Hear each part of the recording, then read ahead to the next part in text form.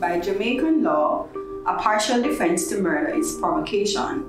One basis of provocation is homosexual advance. This means that someone can claim that the reason they committed murder is because the victim, being male, propositioned him and he lost control in a fit of rage and killed him. This defense is popularly referred to as one of the gay panic defense.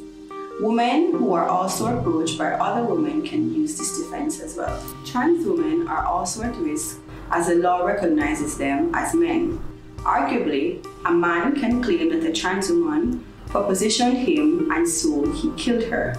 This also applies to trans men approaching women. Marcus, for example, was in a secret relationship with his boyfriend Demar. He visited Demar's house frequently and the two were very much in love. However, things turned sour and Demar became emotionally abusive, then physically abusive. When Marcus threatened to leave him, Demar attacked him with a machete and Marcus was murdered.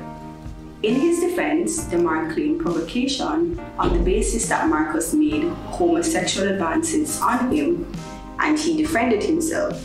Since no one knew of their relationship or saw them together, it was hard to prove otherwise. Similarly, Jessica met an acquaintance named Mikey on Facebook and invited him over to her apartment after telling him she's a trans woman. The night started out positive as the two drank and talked.